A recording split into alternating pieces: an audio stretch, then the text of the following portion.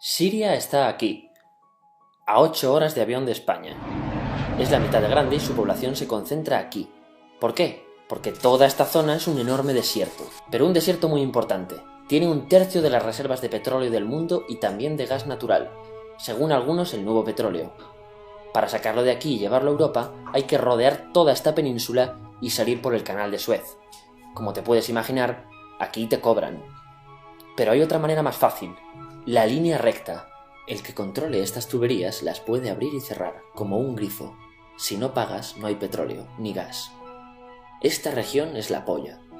La civilización en el planeta empieza en 3 sitios y este es uno de ellos. Mesopotamia, aquí. Sumer, que te sonará menos, pero es el puto inicio de todo. Aquí también. ¿Recuerdas la Torre de Babel de la Biblia? La hicieron estos tíos. Egipto, aquí. Siempre ha sido un punto de contacto entre Oriente y Occidente, dando a Asia salida al Mediterráneo. Quizá por eso aquí nacen las principales religiones monoteístas, el judaísmo, el cristianismo y el islam. El islam es el último que llega y de hecho acoge a las 2 anteriores. Adán, Noé, Moisés, Jesucristo son considerados profetas islámicos. Bueno, al grano. Como la zona es la hostia, todos han querido controlarla y siempre ha estado dentro de algún imperio. Persas, griegos, los romanos.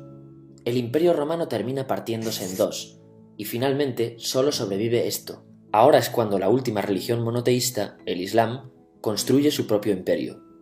¿Te acuerdas de las cruzadas? Bueno, pues son los europeos cristianos intentando recuperar esta zona de la que estamos hablando. Los últimos en llegar son los turcos, que ojo, no vienen de Turquía, sino de a tomar por culo en Asia, junto con Gengis Khan. Lo conquistan todo y fundan el Imperio Otomano. El Imperio Otomano se queda ahí hasta la Primera Guerra Mundial, 600 años. Cuando acaba la Primera Guerra Mundial, aparecen pequeños países donde antes estaba el Imperio Otomano, y por primera vez vemos a Siria en un mapa. Hasta ahora la habíamos dibujado para no perdernos. ¿Y quién se inventa esos países? Lo que te voy a contar es alto secreto. Bueno, lo era en 1916. Este súper secreto se llama Acuerdo de Sykes-Picot. Los franceses y los ingleses no podían derrotar solos al Imperio Otomano. Solo podían si les apoyaba la gente que vivía dentro, en su mayoría árabes. ¿Cómo se los ganaron? Pues les prometieron la Gran Arabia, un país solo para ellos. El único problema es que era un timo. Antes de seguir, recuerda una cosa. Los árabes son un pueblo, pero no una religión. O sea, un árabe puede ser musulmán, puede ser cristiano, y antes del Islam parece que hubo tribus árabes con tradiciones judías. Bueno, pues a los árabes no les dieron ese único país que les habían prometido. En su lugar, franceses y británicos crearon muchos países pequeños. Estos países, obviamente, no eran países de verdad, sino zonas bajo su control con gobernantes puestos por ellos. Durante este tiempo hacen lo que quieren con la zona. Recuerda que hay petróleo. Siria, aunque no tiene grandes reservas, tiene fácil salida al mar, y Francia, que es la que se ha quedado con Siria, se lo da a compañías extranjeras. Después de la Segunda Guerra Mundial, los europeos se van. En el caso de Siria, son echados a patadas. Pero antes de irse, crean otro estado, Israel. No es el momento de hablar de ello, pero es un estado muy polémico que sus vecinos no reconocen.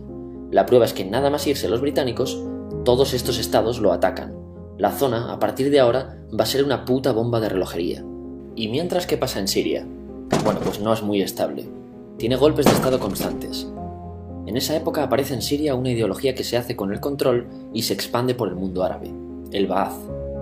Esta ideología mezcla el antiguo sueño de una sola nación árabe con ideas socialistas. Y algo muy importante, es laica, o sea que no es religiosa. Siria se llega a unir con Egipto, un país con el que no tiene frontera. Pero no es algo raro, muchos de estos países intentan hacerlo también. Como recordarás, a esta gente se le había prometido un solo país y las ganas las seguían teniendo. Pero la unión falla. En este tiempo Egipto les convence para nacionalizar el petróleo. En Siria, Al-Assad, el padre del Assad de ahora, se convierte en jefe del estado Ba'ath. En Irak, también Ba'ath, comienza a ganar fuerza Saddam Hussein. Las diferencias entre ambos países dividen a los partidos Ba'ath de otros países en pro-Siria o pro-Irak. Ahora ocurre la Guerra Fría. El mundo se divide en 2. O eres de Estados Unidos o de la Unión Soviética. Son años muy movidos en los que se pegan constantemente con Israel, invaden su vecino Líbano y comienza una oposición islamista al régimen Ba'ath de Assad, los hermanos musulmanes. Vale, volvamos atrás un momento. Recuerdas que la mayoría de árabes eran musulmanes, ¿verdad? Pues dentro de los musulmanes hay 2 ramas fundamentales, los suníes, la mayoría, y los chiíes. En el caso de Siria, a pesar de ser un estado laico, los gobernantes como Assad y jefes militares eran chiíes, los cuales representan menos del 13%. En cambio, casi el 70% de la población es suní. Un dato curioso es que los cristianos son casi el 10%. Que los chiíes controlen el gobierno y el ejército mosquea a la población suní, y este sentimiento es aprovechado por los hermanos musulmanes, islamistas radicales suníes. Estos toman las armas en la ciudad de Hama en contra del gobierno, y Assad acaba con la revuelta a costa de matar miles de civiles y encarcelar a mucha gente. En el año 2000, Assad padre muere y le sucede Assad hijo. Ante las presiones libera a muchos presos, trae internet y esperanzas de cambio. Hay un periodo de gran debate político y aparece la oposición. También vuelven los hermanos musulmanes. Los siguientes años son difíciles. Arrestan a la oposición. Y Bush incluye Siria en el eje del mal, y esto la aísla. Está mal visto negociar con Siria. Los kurdos, un pueblo que vive distribuido por varios países de la zona, empiezan a protestar también. Hay represión y muertos. En 2011, te sonará esto, ocurre la Primavera Árabe. ¿Qué es esto? Bueno, es una protesta que se va propagando por todos los países árabes pidiendo más democracia. Como ves, el mundo árabe, a pesar de estar dividido en países, tiene tendencias generales. Cuando llega a Siria, Assad hijo termina usando el ejército y en los enfrentamientos mueren unas 1000 personas.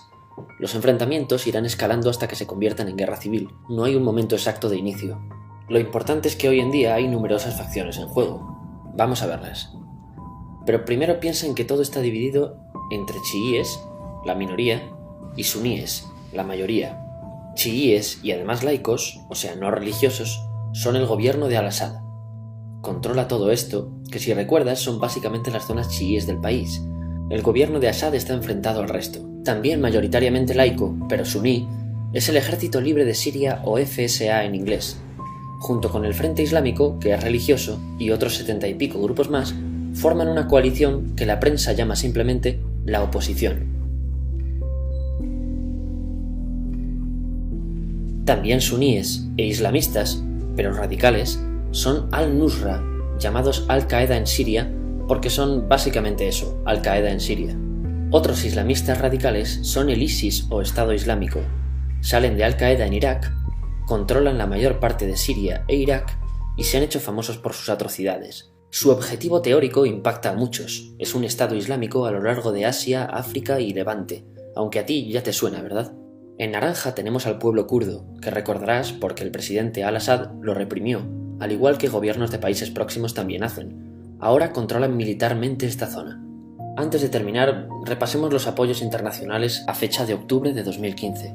Las fuerzas de Al-Assad son apoyadas por Rusia, que ya tenía base militar en el país antes del conflicto, por Irán y por China. Todos son países de lo que Europa llama Oriente. En contra de Assad, apoyando a la llamada oposición, luchan Estados Unidos, Turquía, Francia, Gran Bretaña y Arabia Saudí. Podemos terminar con algunas conclusiones. Te advierto que esto ya es pura opinión. Si recapitulamos, vemos que la región es estratégica. Por su situación privilegiada, todos la quieren. Siria siempre ha estado bajo el paraguas de grandes imperios. Piensa que hace 100 años la actual Francia era Francia, Gran Bretaña era Gran Bretaña, pero es que hace 200 también, y hace 300 también, y hace 400 también. En cambio, Siria solo es Siria desde hace menos de 100 años, y solo se gobierna a sí misma desde hace poco más de 50. Además, jamás decidieron sus fronteras, se las impusieron.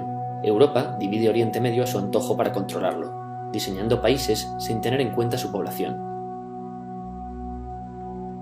Muchos historiadores dicen que todo pueblo tiene la necesidad de manejar su propio destino, pero estos ingredientes que hemos visto juegan en contra de proyectos como la Siria Ba'ath, que encima usa la represión para mantenerse. En última instancia, producen una guerra civil. En este contexto no es extraño que aparezcan actores que se alimenten de la desesperación, el sentimiento suní de opresión y la visión de Occidente como invasor.